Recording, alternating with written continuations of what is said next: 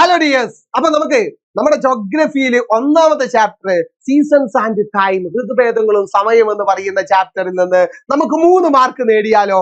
വാ, നമുക്ക് ഏതാണ് ആ ചോദ്യം എന്നുള്ളത് നോക്കാം. അല്ലേ, വളരെ ഇമ്പോർട്ടന്റ് ആയിട്ടുള്ള ഒരു ചോദ്യമാണ്. നോക്കെ, ഇതിൽ 1 വേർഡ് ഒളിച്ചിരിക്കുന്നുണ്ട് എന്നുള്ളതാണ് വലിയൊരു സത്യം. Okay, which longitude is considered as the standard Meridian of India? ഇന്ത്യയുടെ ഏത് രേഖാംശ രേഖയാണ് മാനക രേഖാംശയായിട്ട് കണക്കാക്കുന്നത്? അതേപോലെ അതിനോട് ചേർന്ന് വേറൊരു ചോദ്യവും ഉണ്ട്. എന്താണ്? ഗ്രീനിച്ച് സമയം രാത്രി 12 മണി ആയിരിക്കെ ഇന്ത്യൻ സ്റ്റാൻഡേർഡ് സമയം എത്രയാണെന്നുള്ളത്. Estimate the IST time when it is 12 midnight at Greenwich. ഗ്രീനിച്ചിന് രാത്രി 12 മണിയാകുമ്പോ ഇന്ത്യയിൽ സമയം എത്ര ആണുള്ളത്? അപ്പോ മക്കളെ, നമുക്ക് ആദ്യത്തെ ചോദ്യത്തിന് ഇന്ത്യയുടെ രേഖാംശ രേഖ എത്രയാടാ?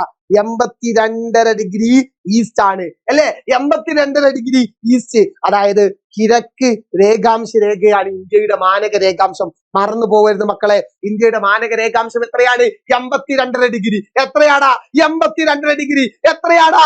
82.5 ഡിഗ്രി. അങ്ങനെയാണെങ്കിൽ ഒന്ന് നോക്കി, അങ്ങനെ ആണെങ്കിൽ ഗ്രീനിച്ചിന് 12 മണിയാകുമ്പോ ഇന്ത്യയിൽ എത്രയാണെന്നുള്ളത്. ഗ്രീനിച്ച് എവിടെ? ഇംഗ്ലണ്ടിൽ 12 മണിയാകുമ്പോ, 12 മണി വെച്ചാൽ എവിടെ?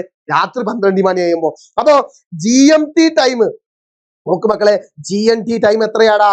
12 AM ആണ്. രാത്രി 12 മണിക്ക്, രാത്രി 12 മണി. ആ രാത്രി 12 മണിയാണെങ്കിൽ ഇന്ത്യയിലെ സമയം. അപ്പൊ ഇംഗ്ലണ്ടും ഇന്ത്യയും തമ്മിലുള്ള സമയ വ്യത്യാസം, ടൈം ഡിഫറൻസ് എത്രയാണ്? 5.5 മണിക്കൂറാണ്.